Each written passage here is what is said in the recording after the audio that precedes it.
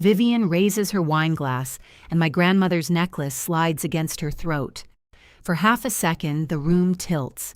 The sapphires are darker than I remember, almost black against Vivian's silver dress, but the gold links still fall crookedly, because the fourth one was repaired by hand.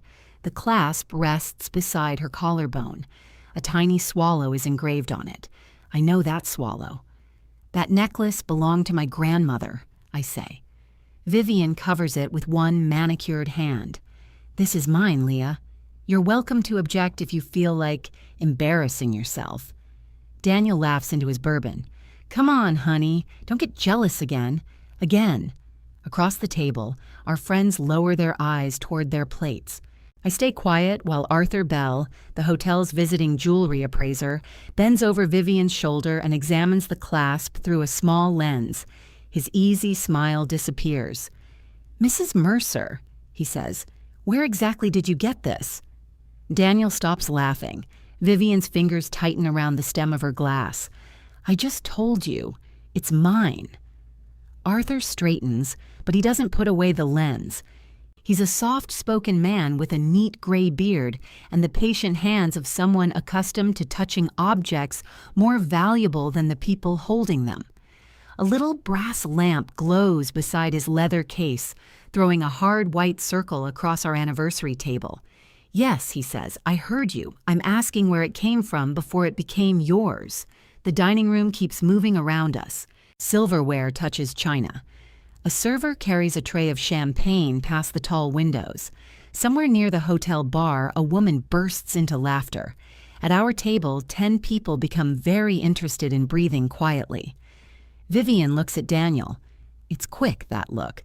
It might have passed for irritation if I hadn't spent 15 years watching them communicate across rooms. Daniel's mouth sets at one corner. Vivian blinks once. What an odd question, she says. Arthur turns the necklace gently, bringing the back of the largest sapphire into the light. The solder work beside this setting was done by Frank Bell. He was my father. The swallow was his repair mark. My hand is under the table, gripping my napkin so hard that the linen has twisted around my fingers. My grandmother used to rub that same clasp between her thumb and forefinger whenever she was thinking. At Sunday dinners, in doctors' offices. Once during a thunderstorm that knocked out the power while we sat at her kitchen table, eating melting ice cream straight from the carton.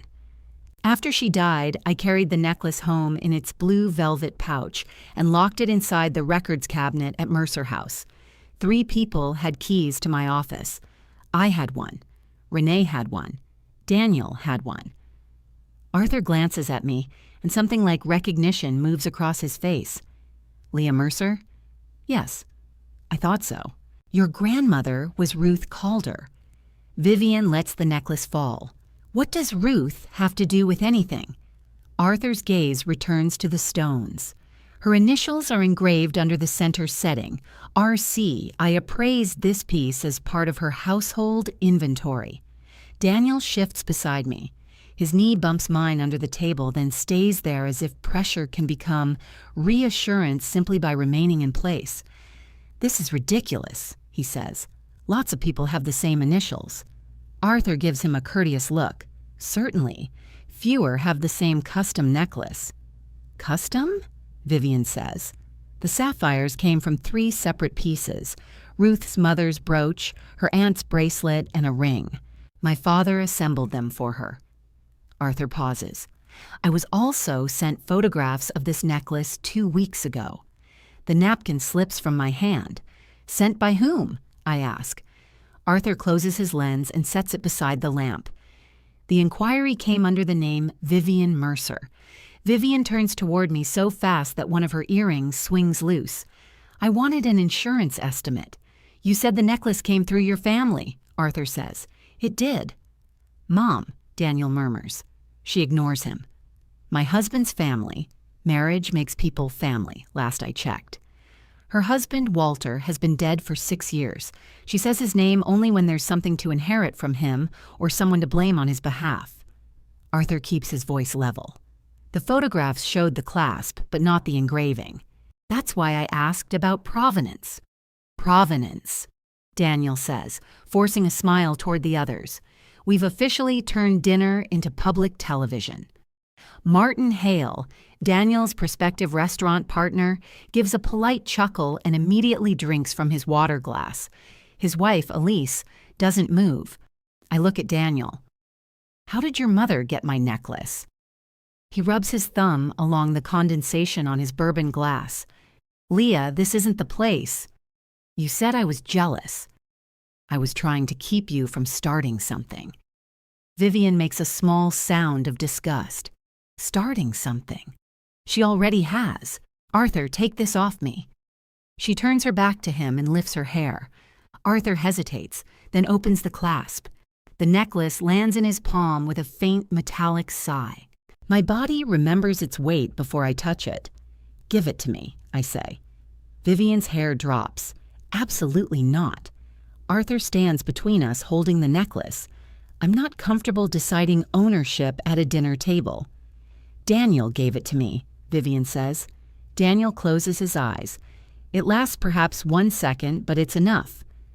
Elise leans back in her chair. Martin's eyebrows rise. Across from me, my friend Caroline quietly puts down her fork. I hear myself ask, Daniel gave it to you? Vivian's chin lifts. She is always mistaken being first to speak for being right. For my birthday. Mom, that's not what happened. It was in a gift box. You asked to borrow it. So now it exists, I say. Daniel turns to me. Of course it exists. Last October, you told me I might have thrown it away. His face changes, not much. The warmth goes out of his eyes while the rest of his expression stays arranged for company. You were clearing out a lot of things, he says. I emptied every garbage bag in our garage. I know. I helped you. He had stood under the yellow garage light, holding open black plastic bags while I searched through donation receipts, old stationery, cracked picture frames, and my grandmother's carefully labeled extension cords. At 2 a.m, he had taken my dirty hands between his and told me grief did strange things to memory. I stare at him now, and I can almost feel his thumbs rubbing my knuckles. Arthur clears his throat. I can secure the necklace in the hotel safe until the parties decide how to proceed. Vivian stands. You will hand me my property. Her chair scrapes loudly enough that several people at nearby tables turn. Arthur doesn't flinch. I can return it to the person who submitted it for examination. That appears to be you, but I strongly recommend that the necklace not be sold or altered until the ownership issue is resolved. Sold? I say. Vivian reaches for it, but Arthur closes his hand. The valuation request asked for both insurance and probable auction value, he says. Daniel pushes back from the table. That's enough. His voice has the old command in it, the one that makes delivery drivers check their paperwork and junior servers straighten their backs. At Mercer House, it sounds competent. Here, it sounds afraid. Arthur looks from him to Vivian. Would you like me to place it in the safe? I do. Every part of me wants to say yes. But it isn't my decision yet. That is the first clean fact of the evening, and it cuts more deeply than Vivian's performance. My grandmother's necklace is 6 feet away, and I cannot prove at this table that Daniel didn't have some right to touch it. I know what Ruth wanted. I know what she told me. I know where I put the blue pouch. What I don't know is what Daniel has signed, promised, photographed, or invented. Give it back to Mrs. Mercer, I say. Both women at the table named Mrs. Mercer look at me. Arthur understands which one I mean. He returns the necklace to Vivian. She clutches it in her fist. Triumph flashes across her face, but it fades when she sees me watching Daniel instead of her. Leah, he says softly. I stand and pick up my purse. Behind him, a silver number 15 leans against the flower arrangement. Daniel had complained that the florist made it too small. Now it catches the light between us, bright and cheap-looking. Happy anniversary, I say. The hotel lobby smells like lemon polish and rain-damp coats. I reach the revolving door before Daniel catches up with me. Would you slow down?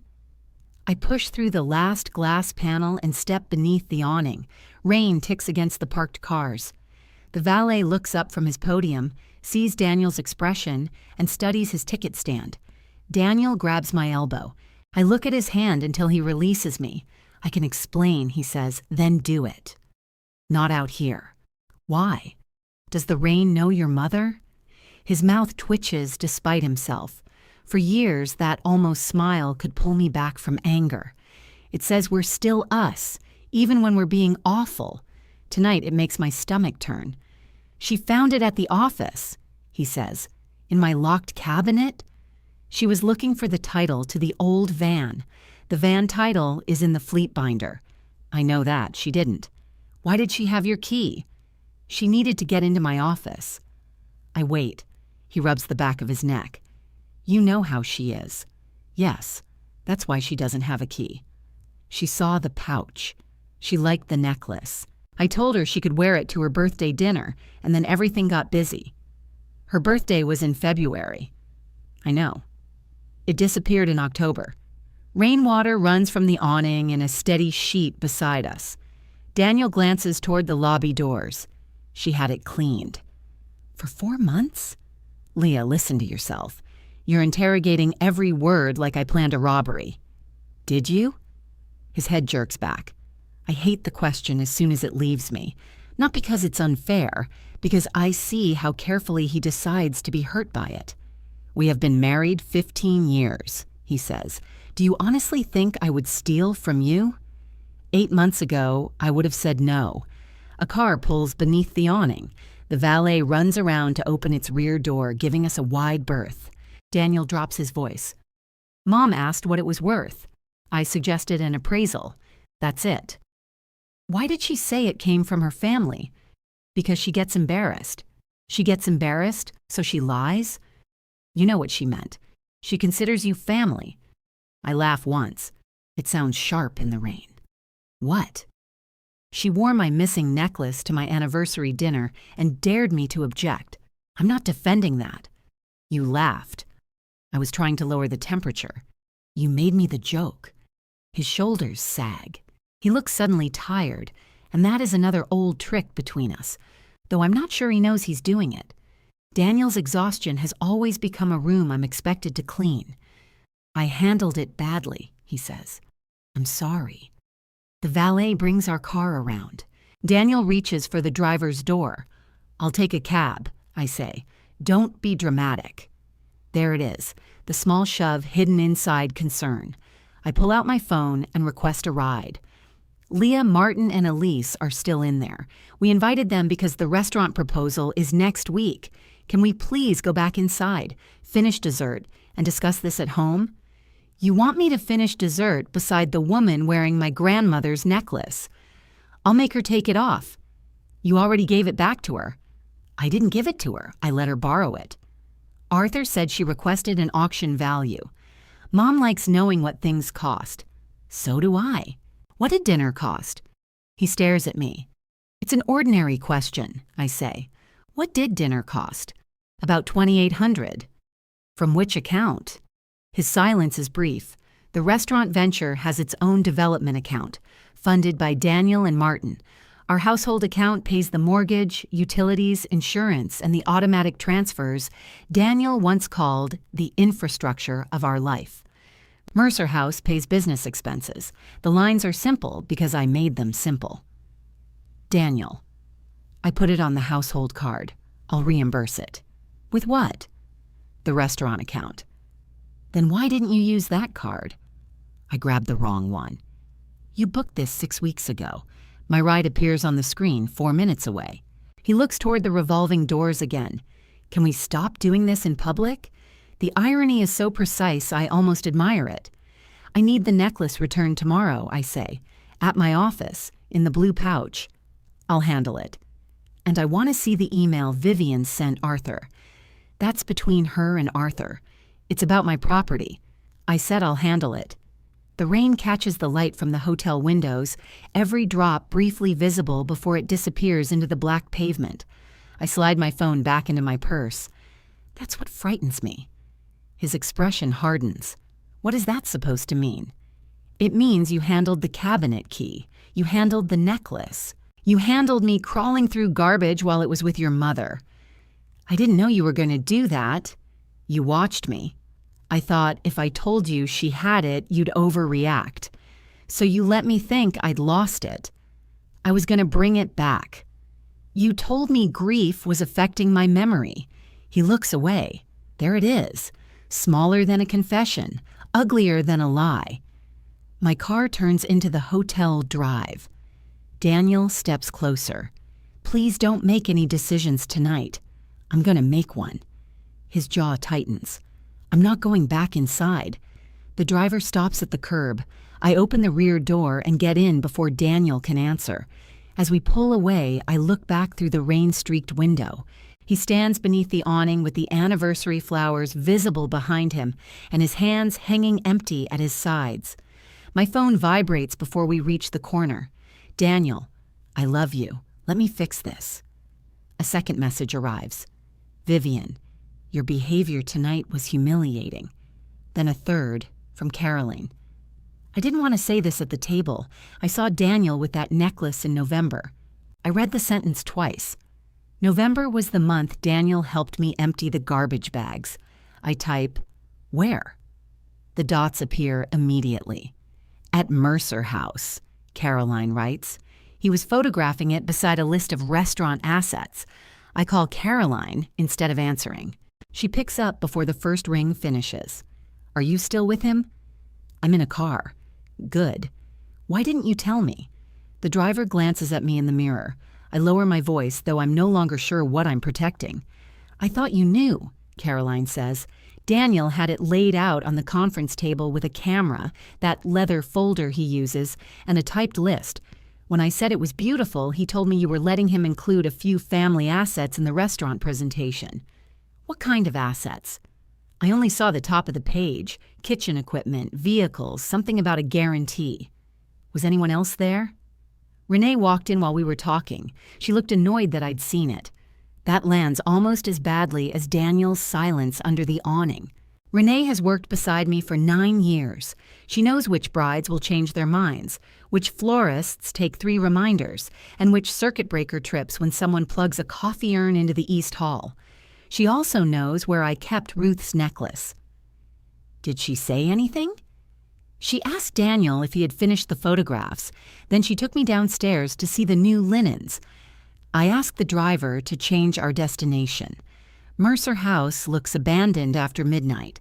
The main building is a renovated brick warehouse with 3 arched windows facing the river and my name in small bronze letters beside the door.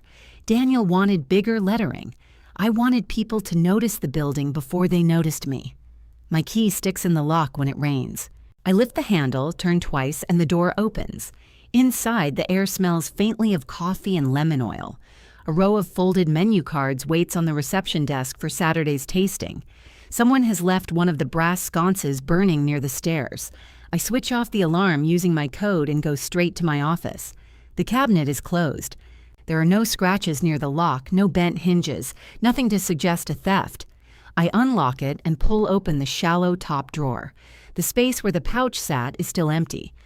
I used to keep it behind a stack of contract envelopes because the cabinet was fire-resistant and bolted to the wall. Ruth had kept the necklace in her flour canister, wrapped in a handkerchief. She distrusted safes, banks, and any container whose purpose was obvious. At the back of the drawer, the fleet binder rests exactly where it belongs. Vivian had not been searching for the van title. I take pictures of the drawer and binder, then log into the building security portal. The history only goes back 6 months on the main screen. I export it before I can lose my nerve. Daniel's code opened the side entrance at 8:13 on the night the necklace disappeared. His code disabled the office alarm 3 minutes later. At 8:41, the same code rearmed it. I was at Ruth's apartment that night, labeling boxes for the charity pickup. Daniel had brought me soup at 10. He'd kissed the top of my head and said he'd been stuck on a call with Martin. The office door opens behind me. I spin so hard that my hip hits the desk. Renee stands in the doorway wearing gray sweatpants, a raincoat, and the expression of someone who has been summoned to identify a body. "Security company called me," she says. "Your code after midnight." "I'm sorry. Are we being robbed?" "I'm not sure." Her eyes move to the open cabinet. I turn the monitor toward her. "Did you know Daniel photographed my grandmother's necklace here?" She doesn't answer immediately. That is becoming the loudest sound in my marriage. The moment before someone decides which version I deserve. "I knew he photographed jewelry," she says. "You saw it." "Yes." "Did he tell you it was mine?" "He said it was family property. He let his mother wear it tonight." Renee closes the office door. "Okay." "He told me I lost it." "Okay," she says again, slower. "Why didn't you ask me about it?" "Because Daniel is your husband and a senior manager here. He handles assets all the time. He handles company assets. My grandmother wasn't a company." "That's not what I meant." "What list was beside the necklace?" She folds her arms. "It was an early restaurant inventory. Nothing final." Caroline saw Mercer House equipment on it. Equipment the restaurant might rent from us. Who approved that? No one yet. Then why was the necklace on the table? I don't know. She says it firmly, and I believe that part. Renee comes closer. "Leah, there's something you should understand before you walk into tomorrow furious with everybody. Daniel has been developing this plan for almost a year. He believes the restaurant will bring Mercer House permanent catering volume. Martin believes it too. There have been spreadsheets, vendor meetings, site visits. Paid for by whom?" Her arms tighten. I open our accounting program. "Leah, paid for by whom?" "Some costs were coded to business development." "Mercer House business development? It was supposed to benefit Mercer House. You're supposed to bring those expenses to me. Daniel said you'd approved preliminary work." I look at the brass lamp on my desk. Ruth gave it to me when I signed the building lease. The shade tilts left no matter how many times I tighten it. "What did he offer you?" I ask. Renee's face closes. "That's unfair."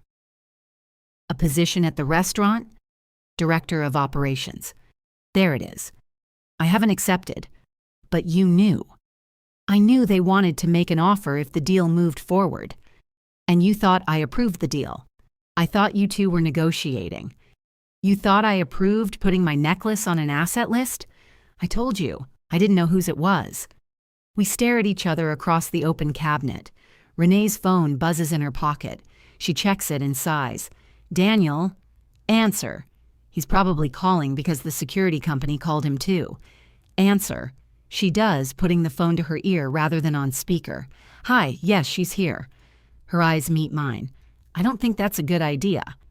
I hold out my hand. Renee hesitates, then gives me the phone. "Where are you?" Daniel asks. "My office." "I know that. Why?" "You'll need a new answer about the fleet binder." Silence. "Leah, go home." "Are you bringing the necklace?" "Tomorrow." "It is tomorrow." "Mom is upset. I'm trying to calm her down." "Does she still have it?" "Yes." "Then you aren't trying very hard." His breath catches against the receiver. I can't rip it off her neck. "Arthur already removed it." She put it back on. "Of course she did. What was on the list you photographed in November?"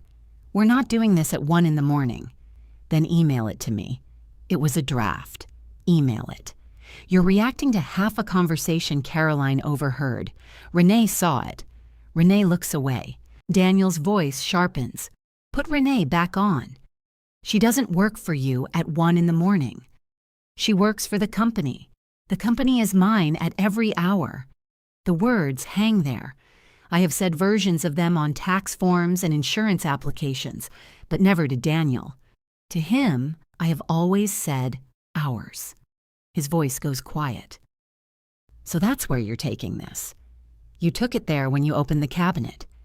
"I helped build Mercer House." "You did? That doesn't make my jewelry part of its inventory." "I never said it did." "Send me the list." "I'm coming over." "I'm changing the alarm code. You can't lock me out of my workplace. I can lock everyone out of my office." I end the call. Renee watches me set a temporary alarm restriction on the office zone. He's going to lose his mind. He can schedule it during business hours. Despite herself, she laughs. It escapes as one dry, startled sound, then disappears. I don't laugh with her. At 9 the next morning, Daniel enters my office carrying 2 coffees and the blue velvet pouch. He sets both cups on my desk as if one gesture explains the other. The pouch is faded along the edges. Ruth stitched the drawstring back on with blue thread that didn't quite match. I touch that little ridge before I open it. The necklace lies inside. I turn it over. RC is still engraved beneath the center sapphire. The swallow is still on the clasp. The pale scratch is still there. My lungs finally empty. Daniel sits across from me. He looks terrible. Tie crooked, eyes red, raincoat buttoned wrong. I have loved him while he looked worse. I have loved him through food poisoning and funerals and 3 consecutive nights spent repairing a refrigeration failure before a gala. He pushes my coffee closer. "I'm sorry," he says. I take the necklace to the cabinet and lock it inside. His gaze follows the pouch. "You could take it home." "I thought it was safe here." "That's fair." "No, it's factual." He presses his palms together.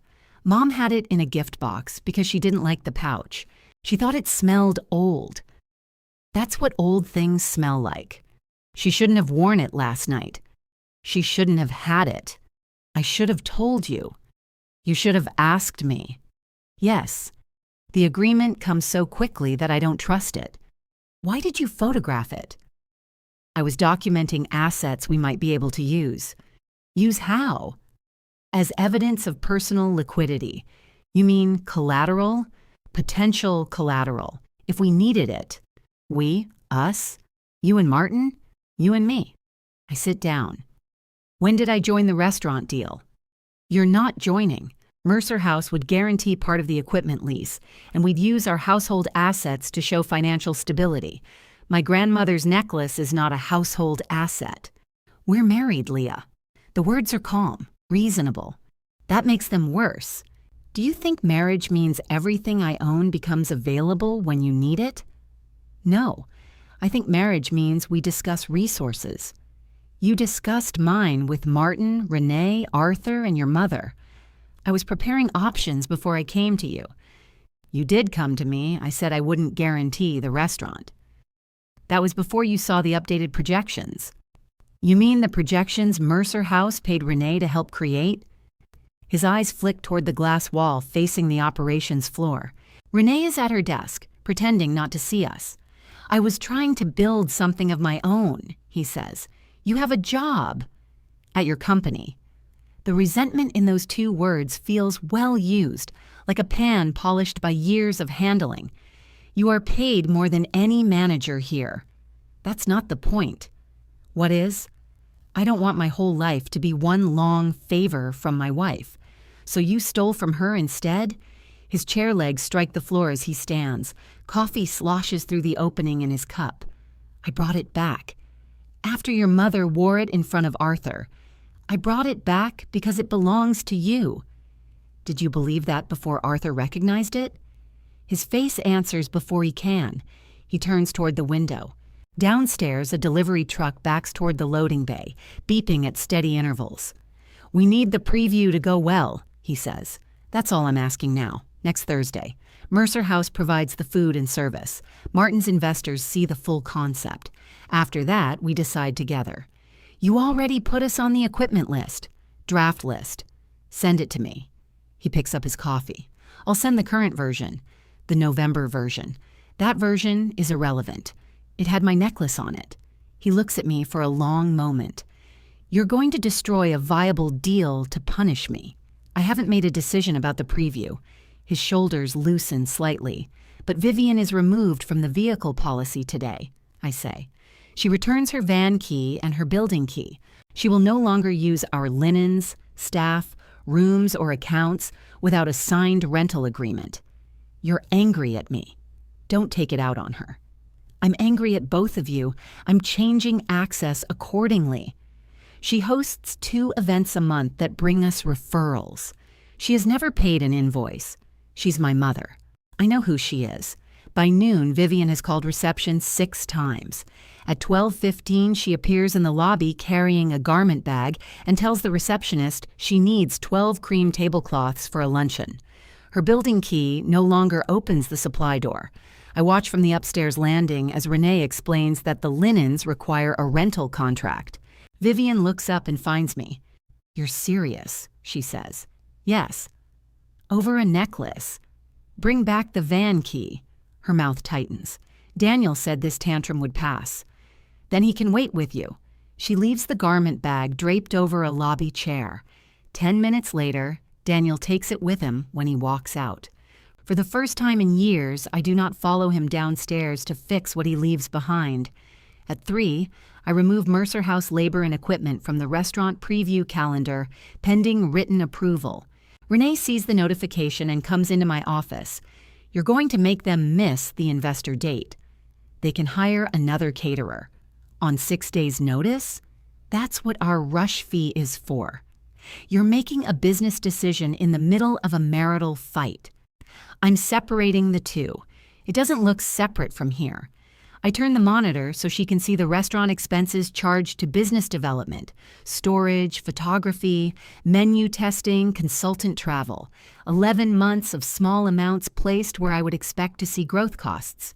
"Did you approve these?" I ask. Daniel did. Daniel's approval limit is $5,000. Each invoice was under 5. Together, they total more than $32,000. My phone vibrates with a bank alert. A transfer has been made from our household account. $24,000. Destination: Mercer Restaurant Development. Renee reads the screen over my shoulder. "That's the site deposit," she says. The balance left behind is exactly enough to cover 1 month of our mortgage and utilities. Daniel's message arrives before I can call him. "You froze me out. I protected the deal. We can replace the money after the preview." I call the bank while Renee is still standing behind me. "The transfer is valid." "Daniel is a joint owner," the representative explains, speaking in the measured tone people use when they know the answer will hurt. "The money cannot be recalled without the receiving account's consent." "Can I restrict future transfers?" "Not while the account remains joint." I look at the balance again. "Then I need a new account in my name." Renee sits down across from me. I move my direct deposit and the automatic payment for my car. I leave the remaining money untouched for the mortgage and utilities, then cancel the monthly transfer to Vivian's club account. I had forgotten it was still there. 6 years earlier, after Walter died, Daniel asked if we could cover Vivian's dues until she sold their house. She sold it 8 months later. The transfer never stopped. $380 a month, I say. Renee winces. "Do you know how long I've been paying this?" "No." Neither did I. I print the account history. The printer takes its time, clicking and whirring as if it has been asked to consider the marriage before committing it to paper. Renee watches the pages collect in the tray. "What are you going to do?" "I don't know yet."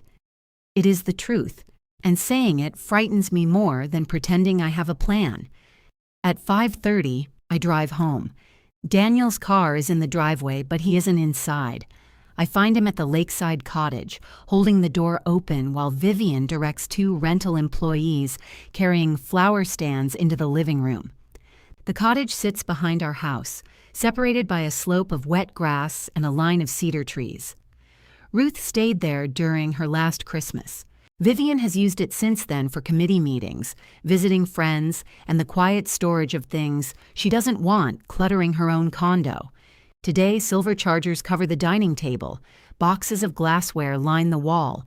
Her garment bag lies across Ruth's old reading chair. "What is this?" I ask. Vivian turns. "My luncheon had to be relocated." "Relocated here?" "You left me without a venue. I left you without free tablecloths." Daniel steps between us. "Mom had already taken deposits from 12 guests. For lunch? It's a charity planning committee," Vivian says. "People contribute. Then the charity can rent a room." One of the rental employees pauses with a flower stand. Vivian points toward the fireplace. He keeps moving. I hold out my hand. The key. "For heaven's sake." The cottage key. Daniel lowers his voice. "Leah, let her get through tomorrow." No. She has people coming. Then she can call them. Vivian lifts her chin. You don't use this place. I look past her at the blue armchair where Ruth sat with a blanket over her knees, complaining that the lake looked cold enough to resent us. I don't have to use something every day for it to remain mine. Daniel exhales through his nose. Everything is suddenly yours. That isn't sudden. You know what I mean. I'm learning. Vivian takes the key from her purse and drops it into my palm. Enjoy your empty little house. She walks past me. The rental workers follow, carrying the flower stands back out. Daniel stays. $24,000, I say. The deposit had to clear today. You took almost everything in the account. I moved money we both own into an investment for our future. I said no to the investment. You said no before Martin renegotiated the lease. You don't get to keep asking my money until it says yes. His face reddens. And you don't get to shut down a year of my work because your mother's necklace got borrowed. My mother is dead. You know what I meant? Yes, I say. I do. He looks around the cottage, at the abandoned boxes and Vivian's garment bag. I gave up opportunities for Mercer House, he says. I spent 15 years building your vision. You were paid. You think a salary makes us even? No, I thought being partners did. Partners don't change locks. Partners don't hide property and drain accounts. He rubs both hands over his face. For a moment, his anger slips, and I see panic under it. If this preview fails, we lose the site, he says.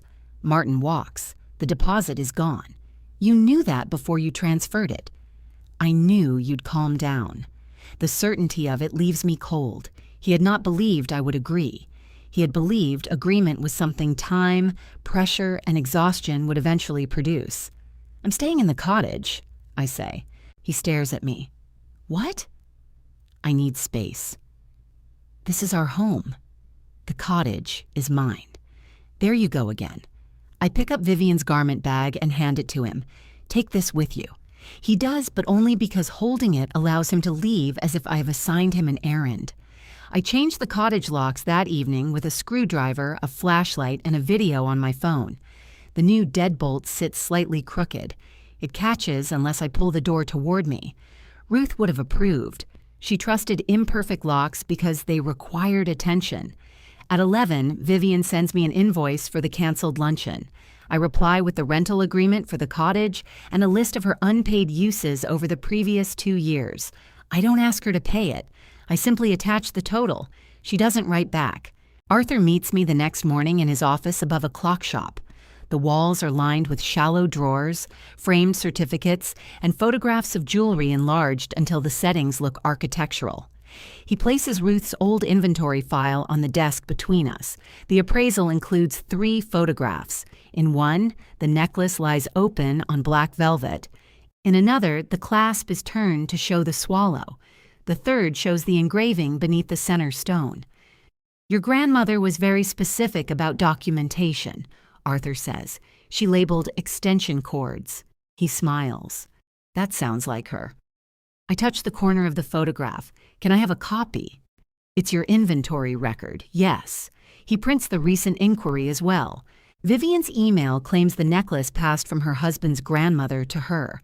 The attached photographs were taken on the conference table at Mercer House. I recognize the wood grain and the faint coffee ring Daniel refuses to use a coaster over. Did she mention selling it? She asked what it might bring through a private sale or auction. Did Daniel contact you? Not directly, but she copied him on the first email. Arthur turns the page toward me. Daniel's address sits beneath Vivian's. I read his response. Please keep valuation discreet. It's intended as a surprise. Was that unusual? I ask. People are often secretive about jewelry. He folds his hands. They are less often secretive about who owns it. I ask him for a written explanation of the provenance and identification marks. He says he can document his records without deciding ownership. That's all I need. At Mercer House, I cancel Vivian's authorization on the van insurance. I remove Daniel's ability to approve business development expenses and send a company-wide notice that all restaurant-related equipment, labor, or purchasing requires my written authorization. Within 10 minutes, Daniel replies to everyone. Leah and I are resolving a private misunderstanding. Existing preview commitments remain in effect. I reply beneath it. They do not. By lunch, the building feels divided by invisible tape. People lower their voices when I pass. 2 servers ask Renee whether next Thursday's preview is canceled.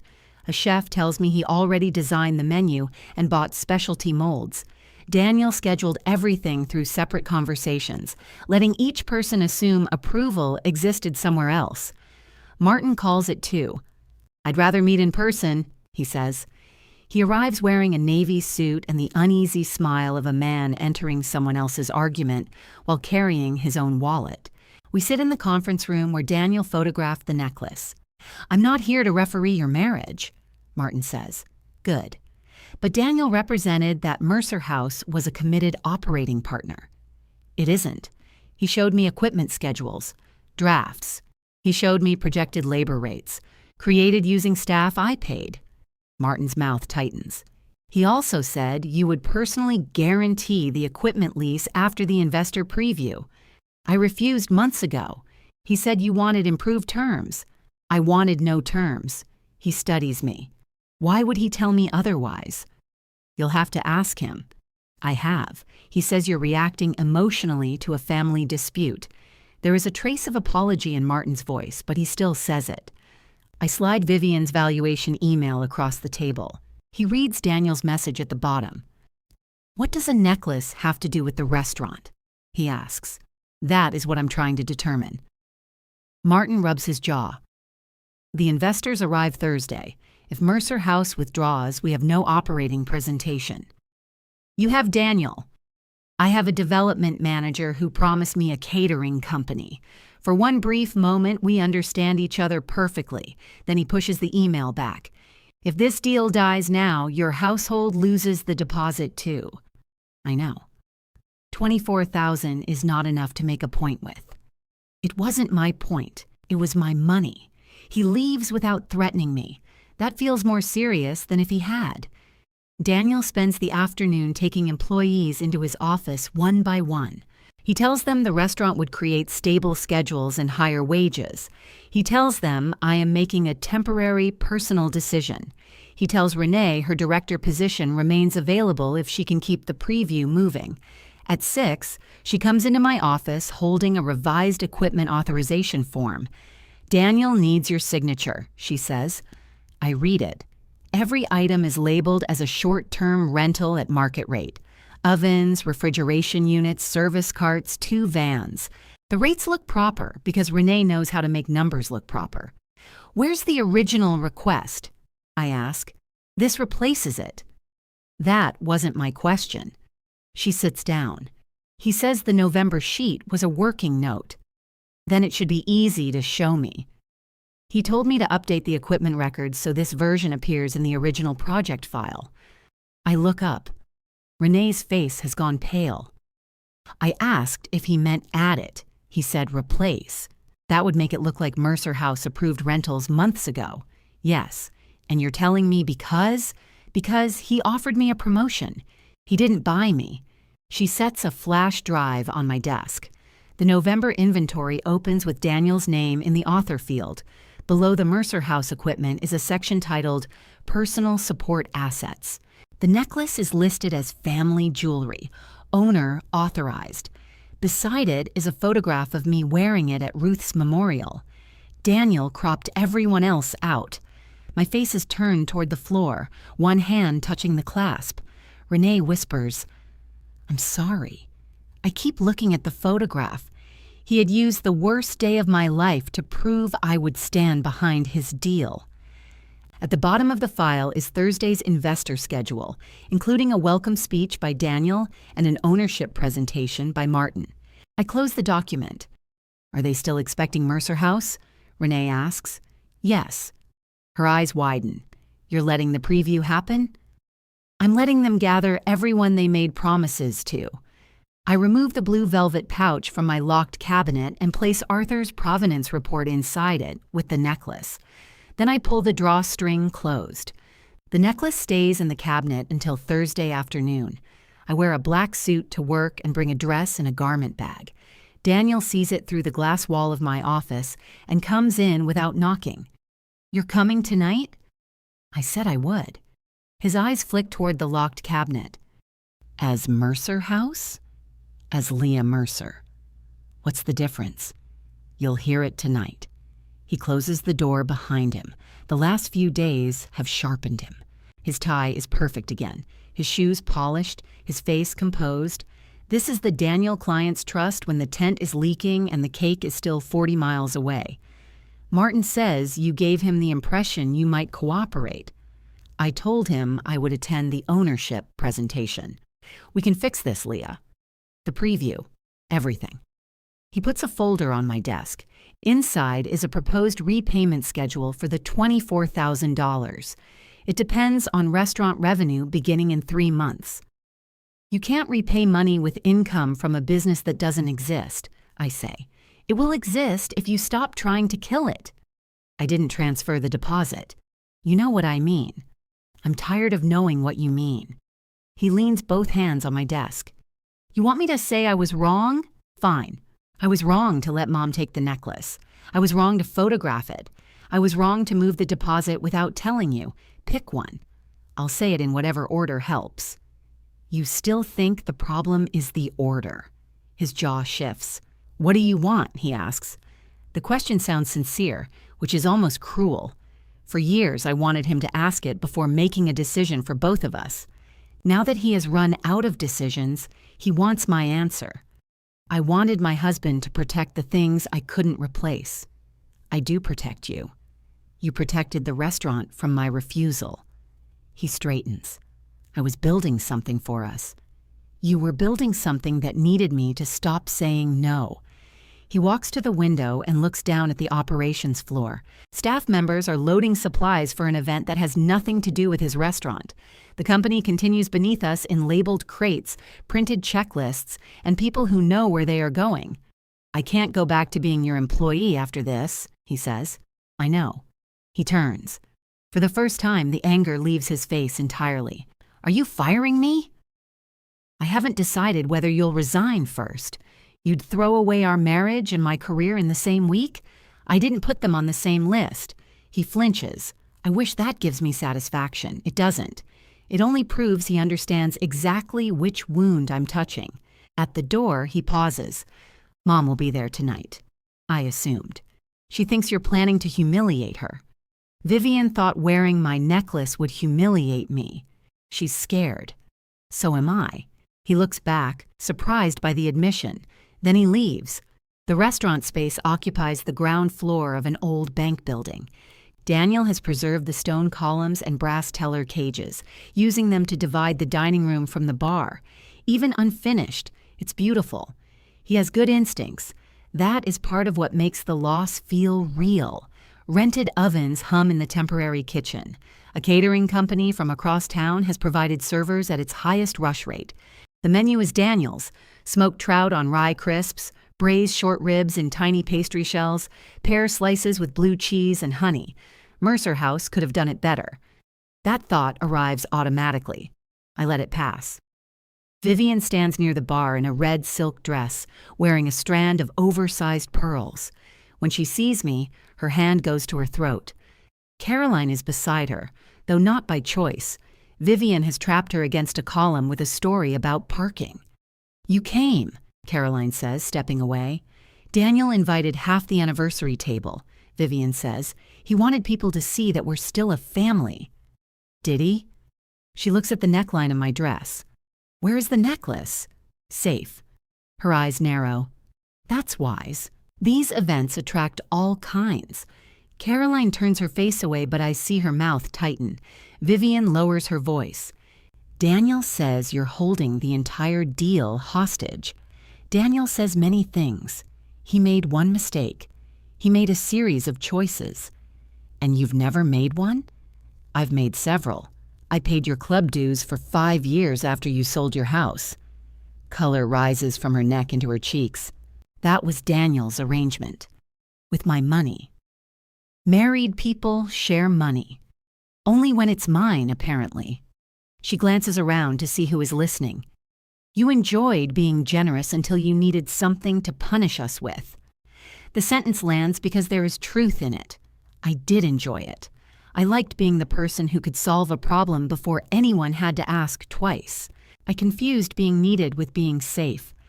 I should have sent invoices, I say. Vivian's lips part. Martin approaches before she can answer. Leah, Arthur is here. Vivian goes still. Arthur Bell? He's advising me on the personal assets, I say. Her fingers close around her pearls. You brought an appraiser to an investor preview. You brought stolen jewelry to my anniversary. Martin gives us both the exhausted look of a man who has learned too much about another family. I've moved the presentation up, he says. We begin in 10 minutes. Daniel spots us from across the room. Relief brightens his face when he sees me speaking with Martin. He comes over and touches my back. I step forward, away from his hand. The relief disappears, but he recovers before anyone else would notice. Thank you for coming, he says. I mean that. I know. He gestures toward the dining room, where a screen has been set up between 2 columns. I added a slide explaining Mercer House's role. It's broad, nothing you can't adjust. Take it out. We're starting in 10 minutes. Then you have 9. Martin looks between us. What slide? Daniel's smile doesn't move. Projected operational partnership. There is no operational partnership, I say. A muscle jumps beside Martin's mouth. Remove it. Daniel stares at him. Now, Martin says. The servers begin passing wine. Investors gather near the screen. Renee arrives with 2 Mercer House department managers behind her. She has brought the original inventory request and the revision Daniel asked her to substitute. Daniel sees the folder in her hand. What is she doing here? He asks me. Listening to the ownership presentation. He crosses the room to Renee. Their conversation is low, but his posture gives it shape. He points toward the entrance. She shakes her head. He says something else. Renee hands the folder to one of the managers and walks to the front row. Daniel returns to the screen alone. The presentation begins with photographs of the restored bank. Daniel speaks about warmth, permanence, and the emotional value of gathering around a table. I sit beside Arthur and watch my husband sell a room. He is excellent. For 20 minutes, I can almost see the future he saw. Mercer House vans at the loading door. Renee running the floor. Daniel greeting guests beneath the brass clock. Our names printed together on menus. Then Martin begins the financial section. He explains the lease, construction budget, equipment obligations, and management structure. When he reaches the slide marked Supporting Assets, the Mercer House logo appears in the corner. Daniel did not remove it. He only removed the words Operational Partnership. Martin stopped speaking. This slide was supposed to be revised, he says. Daniel takes the remote. The logo reflects a potential service arrangement subject to final approval. One of the investors turns to me. Mrs. Mercer, are you providing that approval tonight? Every face in the room comes toward me. Daniel's expression asks for one small concession, one sentence. We can negotiate later. No, I say. The room seems to contract. Mercer House is not guaranteeing the equipment lease, providing its vehicles, or committing its staff. I am not offering a personal guarantee. Daniel holds the remote with both hands. Leah, we agreed to discuss the updated terms. We did. You responded by transferring $24,000 from our household account. Vivian rises from her chair. This is not the place. Arthur opens his file. Daniel sees him do it. Why is he part of this? Because your supporting asset list includes property that doesn't belong to you. Renee gives me the November inventory. I hand copies to Martin and the investors nearest him. Daniel sets down the remote. That was a preliminary worksheet. It says, owner authorized. You are the owner. I never authorized it. Martin turns a page and stops at the photograph from Ruth's memorial. "What exactly are we looking at?" he asks. Arthur stands. A custom sapphire necklace belonging to Leah Mercer's grandmother, Ruth Calder. I appraised it after Mrs. Calder's death. The necklace can be identified by an engraved repair mark, the initials under the center setting, and detailed photographs in my records. Vivian's chair scrapes backward. I had no idea it was on that list. Daniel looks at her. "You asked what it was worth." "Because you told me it was available. I said we might be able to use it. You gave it to me in a box. You said you wanted to wear it." They turn on each other with the ease of people who have spent years arranging blame before consequences arrive. Arthur continues, his voice steady. "Mrs. Vivian Mercer contacted me for an auction estimate and described the necklace as an heirloom from her husband's family. Daniel Mercer was copied on that correspondence. One of the anniversary guests, Elise, speaks from the second row. That's the necklace she wore at dinner." Vivian faces her. "It was a misunderstanding." "You called it yours," Caroline says. Daniel steps in front of the screen. "This has nothing to do with the viability of the restaurant." Martin lifts the inventory. "You used an asset you didn't control to represent personal liquidity. You represented Mercer House as committed when it wasn't. You moved a household deposit after Leah refused. Every founder takes risks before everyone is comfortable. I'm your partner," Martin says. "I was supposed to know which risks." Daniel looks toward me. "Tell them the necklace is back." "It is. Tell them I returned it." After Arthur identified it. His face goes slack for a second. Vivian grips the back of her chair. "Daniel was trying to protect this family. Leah has always made him ask permission to breathe." "That's not true," he says. "You said she'd never let you have anything of your own." "Mom, stop. You said the necklace was wasting in a drawer. You wanted to sell it. For your restaurant." The words carry through the stone room. Daniel closes his eyes. Martin removes the presentation remote from the table. "We're done for tonight." "We have investors here," Daniel says. "Yes. The deposit becomes non-refundable tomorrow." "I know. You walk now, we lose it." Martin looks at him. "You already lost my confidence. The date only decides how much the lesson costs. People begin gathering their coats and folders. There's no clean ending to the meeting, only conversations breaking apart and servers left holding trays." Daniel follows Martin toward the bar. Vivian tries to stop Arthur, demanding copies of the appraisal. Renee stands beside me until the room thins. "You okay?" she asks. "No." "Me neither." "That's probably appropriate."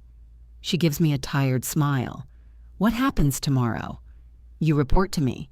Daniel doesn't approve expenses, schedules, or equipment." "And Daniel?" "I'll speak to him." He finds me near the entrance after the last investor leaves. His face looks gray beneath the brass lights. "Martin is suspending the deal." "I heard. He won't release the deposit." "I know. $24,000 is gone. You made that choice. You could have saved it tonight. There it is again. The final task assigned to me after everyone else has finished breaking things." "Yes," I say. "I could have." He looks at me as if I've struck him. "What happens to us?" "I'm staying at the cottage. Tomorrow you and I separate the household bills. After that, we get advice and do this properly." "You've already decided." "I decided when I saw the photograph." His eyes drop. "I loved your grandmother too," he says. "I know, that's why using her memorial was so easy." He presses his lips together. "I can't work at Mercer House after tonight," he says. "No." "Is that what you want?" "No." My throat tightens. "It's what your choices cost." He nods once, looking past me into the empty restaurant. Vivian calls his name from the sidewalk. He doesn't answer immediately. Then he takes his coat and goes to her. The separation is less dramatic than the preview. It happens through passwords, utility statements, insurance forms, and conversations at a plain conference table. Daniel resigns before I terminate him. His restaurant deposit remains tied up until the lease deadline passes, then disappears into the cost of a space that never opens. Vivian sends 2 checks toward her outstanding Mercer House balance, each accompanied by a note disputing the amount. Her club calls her directly. The van insurer removes her. The cottage remains locked. Daniel and I speak when paperwork requires it. Some days he sounds angry. Some days he sounds like the man who brought me soup. Neither voice changes what I sign. Late in the fall, Mercer House hosts a dinner beneath the arched windows. I wear Ruth's necklace with a dark blue dress. After the guests leave, I walk through the quiet building, switching off lamps. The sapphires tap softly against my collarbone. At my office, I open the records cabinet. The blue velvet pouch rests in the top drawer. Its drawstring is repaired with mismatched thread, and its lining still holds the shallow shape of the necklace. I leave it empty. Then I close the drawer, turn the key, and feel the tiny scratch beside the swallow beneath my thumb as the lock catches.